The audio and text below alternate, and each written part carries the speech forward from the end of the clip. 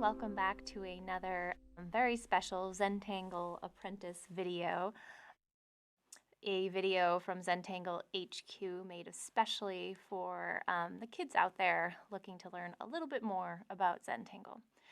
I am here with my friends Andy, Mazzy, and my name is Molly, and we're gonna do another tile with you all today.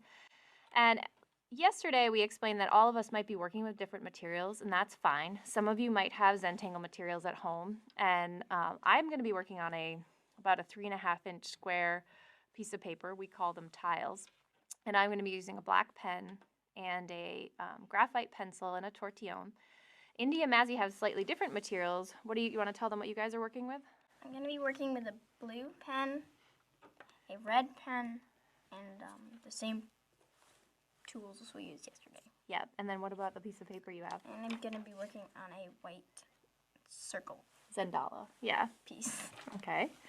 And Mazzy, what do you have? I have a pencil and a tortillon like yesterday. Mm-hmm. An orange moonlight pen and a green moonlight pen, and then a black Zendala. Very cool. All right, and if you have slightly different materials at home, that's fine too, and we are all going to be adapting to whatever we have in front of us, so I think it's actually kind of interesting if we're all using slightly different things, right? Yep. You guys ready? Yep. So yesterday I feel like we rushed right into things, but usually when I get started with Zentangle, I do like to do a little bit of a ceremony to get me kind of situated. And what I usually do is I get my materials ready, which we've done already, and then I like to get my my body ready. So I usually kind of get my chair pulled in or my body comfortable and everything sort of in a place where it feels good.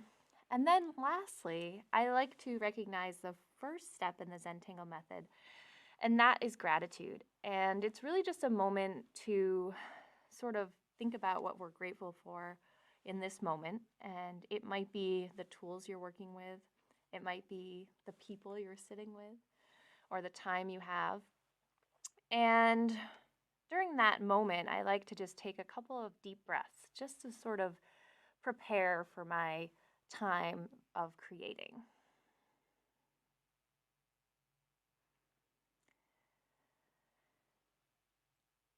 And sometimes a deep breath just helps to sort of focus or set your intention and sort of just allow ourselves to prepare for whatever it is we're doing. So thanks for sharing that moment with me, guys. And now we're ready to get started on our tile. So I'm going to start with my pencil, and I'm going to create a string here. And you'll see in a minute what Indy and Mazzy are going to do, because they're probably going to do theirs a little bit different. But we're going to start by putting 4 dots in the corners of our tile, just like so. And I'm going to ever so lightly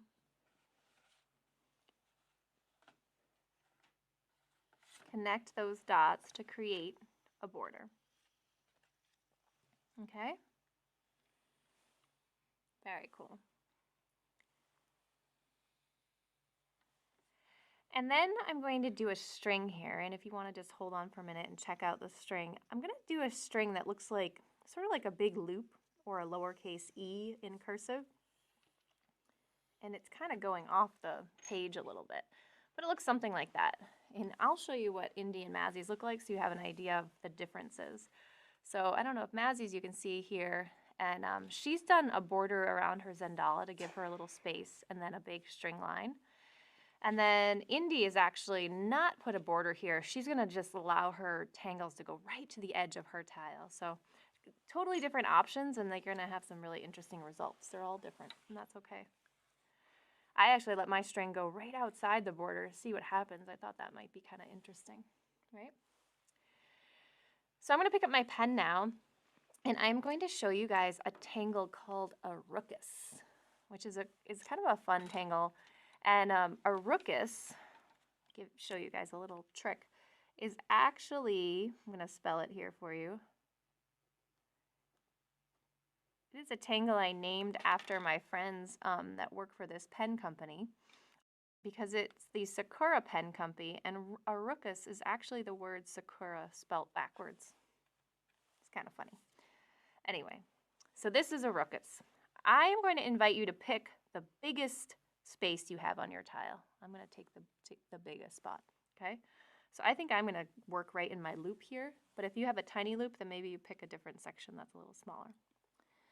So I want you to sort of allow yourself to just let your eyes focus in on this space right here, just this space right here.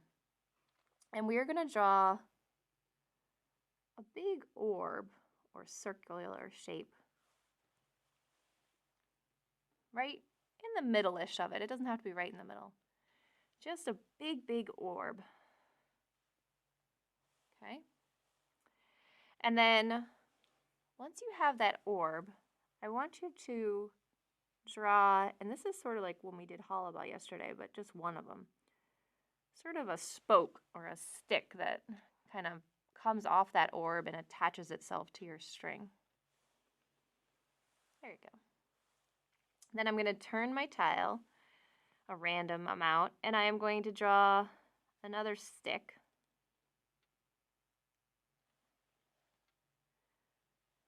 And I'm going to leave some space, and I'm going to draw a few of these, maybe 5 going around. Some of them can be closer together, some can be further apart. There's no rhyme or reason. Okay. Actually, I might put one more. I might put 6, but it doesn't really matter. So it looks a little bit like a sun maybe, or something like that. Perfect. These are great, you guys. Okay. So once you have your orb and your spokes coming off, we're going to actually create an aura around our orb, but we're going to pick up our pens when we get to the little spokes.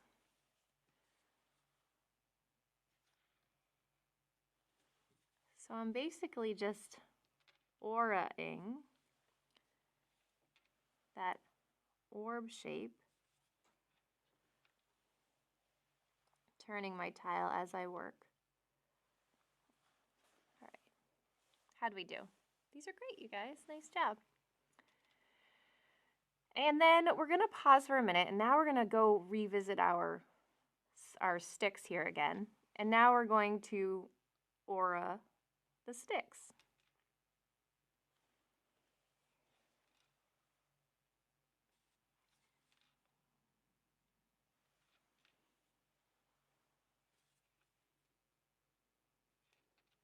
We're going to slowly turn our tile each time.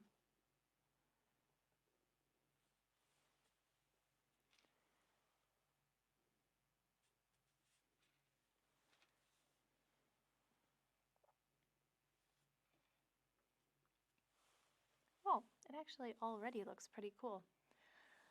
All right. Oh, very cool. If you could guess, we're actually going to go back and to our orb, do that same thing. Draw an aura, picking up our pen when we get to the straight lines. Just focusing on that curved line of the orb. Turning our tile as we go till we got all the way around. Very cool. Now we're going to go back to our sticks and aura those. And what I actually love about this tangle is if you like do too many auras on one round, it doesn't really matter. It actually still looks really cool. So I don't get too caught up in being like, oh no, I already did that one, or it actually continues to create a very cool rhythm.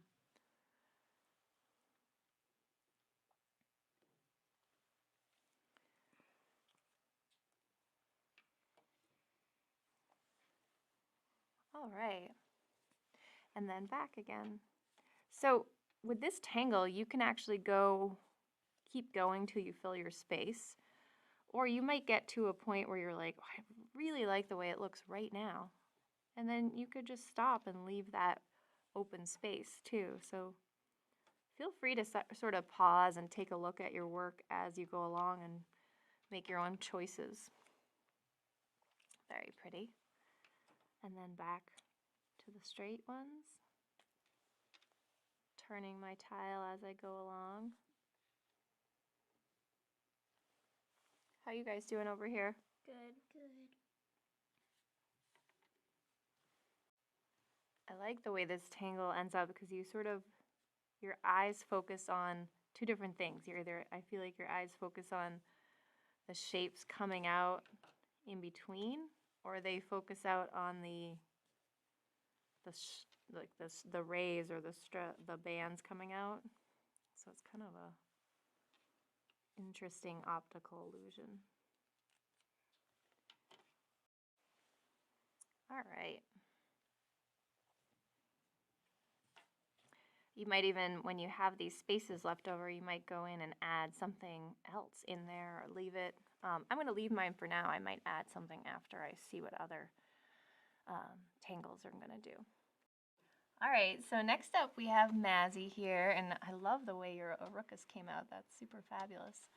And Mazzy is going to show us a tangle that's actually named after her sister that we call Indirella. Indirella. This is a fun one. Love it. So maybe we pick like kind of a smaller space for Indirella. Yeah. Yeah, that's what I say. So maybe find a space on your tile that seems to be maybe the smaller one. It's okay. It doesn't have to be super small.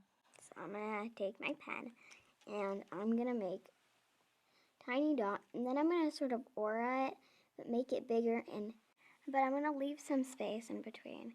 Then I'm going to make bigger, keep on making it bigger, and then like in the middle, we're going to keep making it smaller again. Maybe you guys watch for a second so you can see what she's got here. So it's a series of these kind of like, almost like a parentheses, right? If you looked at it this way, it's a slightly arched line. And they have this even spacing in between, and it gets a little bit bigger, bigger, and then smaller, smaller. You want to show them another one so they get the idea?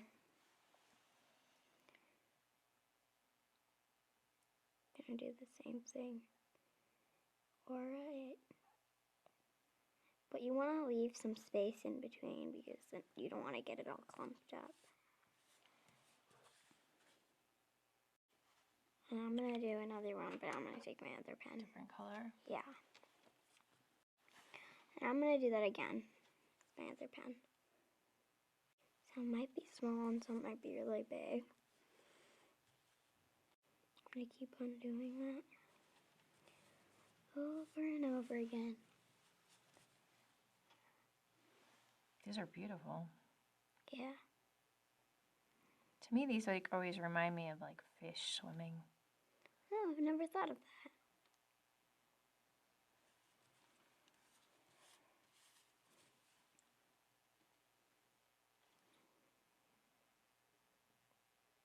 I'm going to switch my pen out again to make it look cool. All the different colors. I'm going to do it again.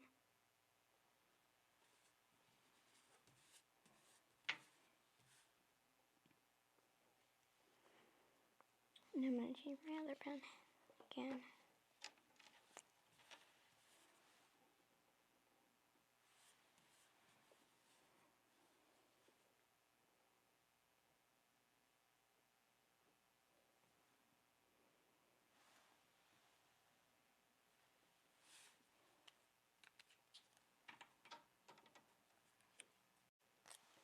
Such nice textures, Maz. I love this.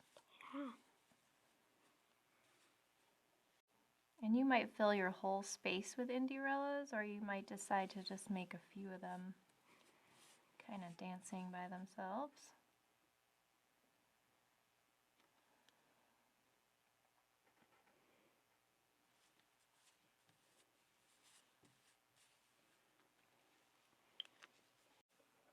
That looks great. Yeah, I think I'm going to add now Okay, very good. for my Indirella. All right, so we have Indy in the teacher seat this time, and she's going to show us a variation on one of the tangles we did in the previous video.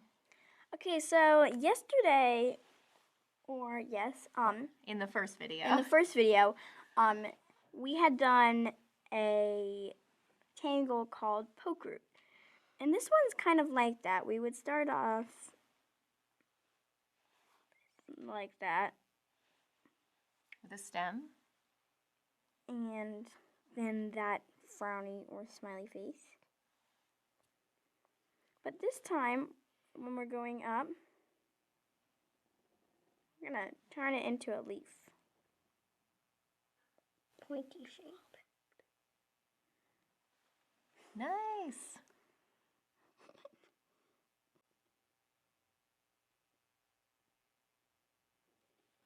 Poke leaf is like, it's almost like an upside down heart, right? It's like sort of that shape is Kind of. But it's more like a leaf. a leaf shape, yeah. And if you want to, you can put poke root in. Oh, you could do Do a a little mix. combo, yeah.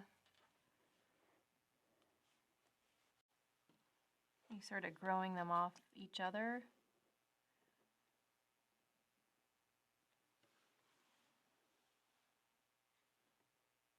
Yeah.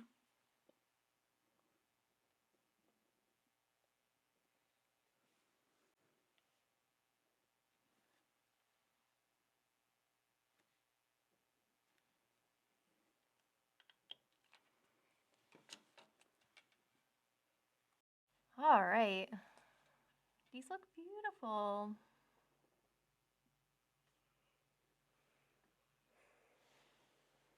I love the way the poke leaf kind of fills the Yeah. Area. space.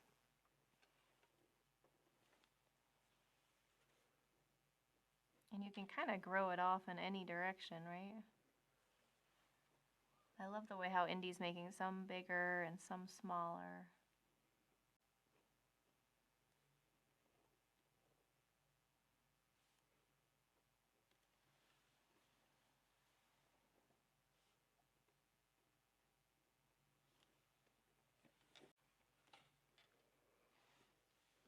These look awesome.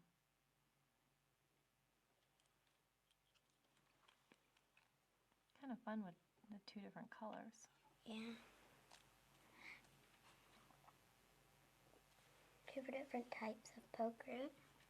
Poke leaf, I mean.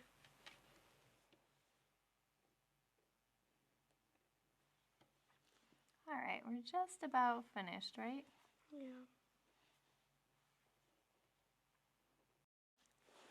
All right, so we have one more space left to fill. And I'm thinking because of the tangles that we've already chosen, that we should pick a tangle that has like a lot of contrast, maybe some ink. And one of my favorite sort of bold tangles, it's called Knightsbridge. And Knightsbridge is actually just your basic checkerboard. And it's kind of a fun tangle to add some contrast to your tile. So you can do a pretty straightforward checkerboard, but I'm going to give mine a little bit of life. So I'm first going to draw a series of vertical lines. And then I'm going to draw a series of lines going in the opposite direction to create like a grid. But I kind of like how those shapes change size a little bit. So I have a grid, but it's not exact. And now this is going to take a little bit of patience, but we're going to color in our grid like a checkerboard. And the way I like to do this is just start somewhere in the middle. I'm going to start with this one right here, and I'm going to ink in a square. And I have a pretty fine pen here, so if you have like a thicker pen, you're probably going to go faster than me.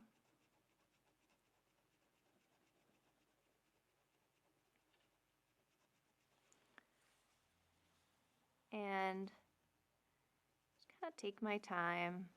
I really enjoy coloring things in, so I'm going to just enjoy the process, turn my tile as I work.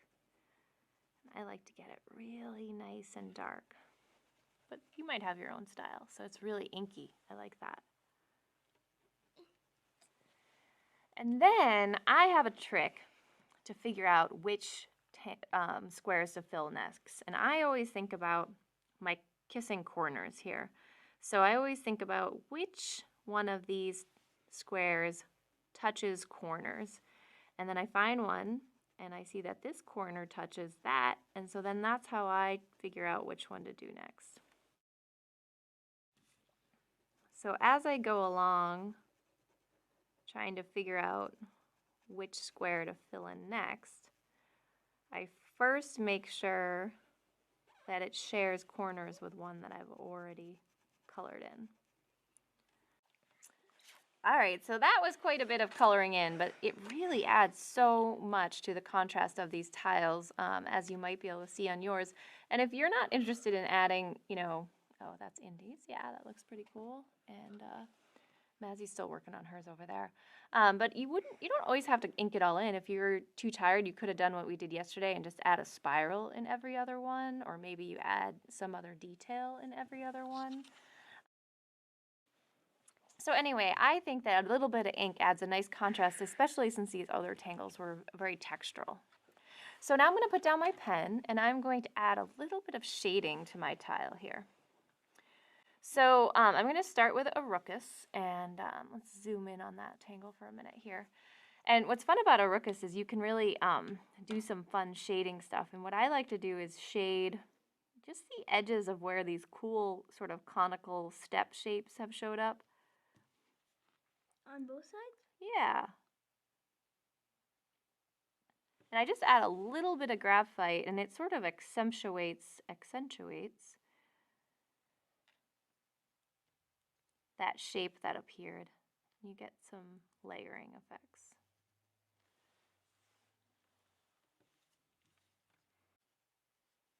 And then once you have all the little bits of graphite, when we're adding graphite, you really want to make sure you don't color the whole thing in, because you want to keep some of that white, the highlights.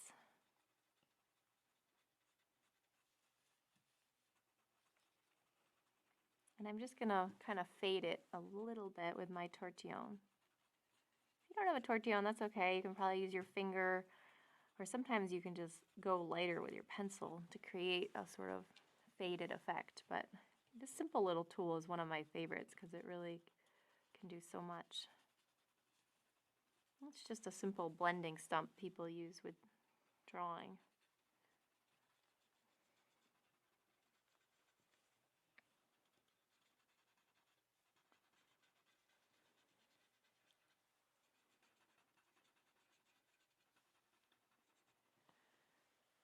Very cool. And then, I don't know, if you want to, sometimes I just take my tortillon and add a little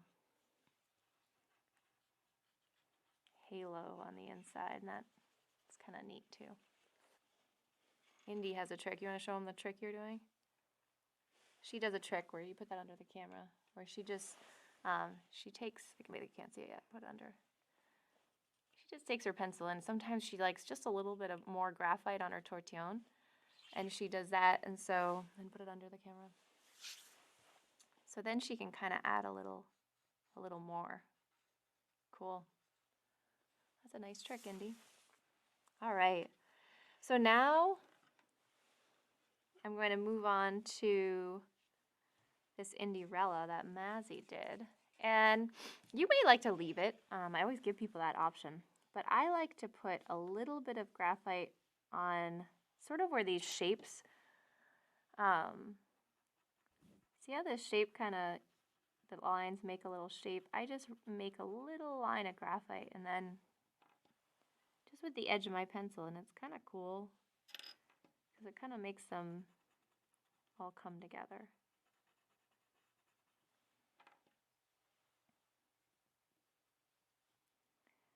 I'm just doing it all on the same side. But yours might not be all in the same direction like mine ended up, so you can decide how you want to do it.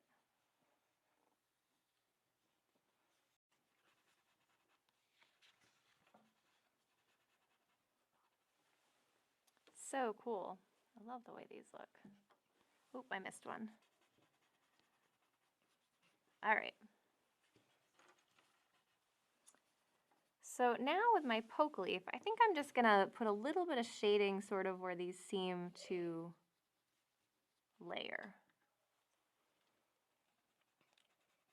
So I just put a little graphite, and it's almost like where this leaf seems to have come in front of the others. And you can kind of just pick and choose. You don't have to do all of them.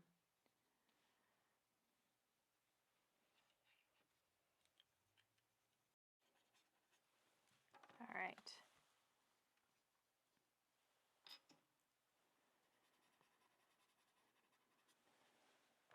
Okay.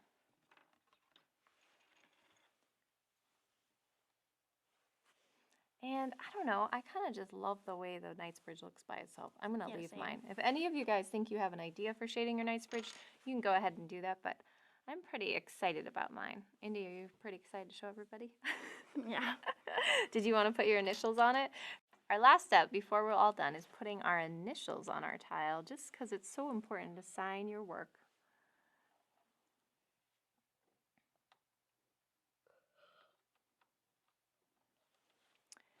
Maybe you put your name, your full name on the back and the date.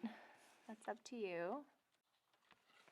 And then the last step, last step is gratitude again and appreciation. And it's a great opportunity to appreciate the work you've done. And maybe if you're with some friends, you can appreciate all of your work together. So here is Indy's tile here. It's kind of cool because she started adding some more poke roots as the tile went on. And as she shaded this Araucus, her star really pointed out. And it looks like she's put her chop in the middle of her Knightsbridge. Okay. And then we have Mazzie's tile here. And wow, look at this. We have such contrast with this beautiful Araucus next to this very, very cool Knightsbridge and all these different textures. You guys did a great job here, and I think it's fun to have the different shaped tiles together. Super neat. Thanks so much for tangling along with me again, guys. Bye. Until next time, thank you so much for joining me. Bye.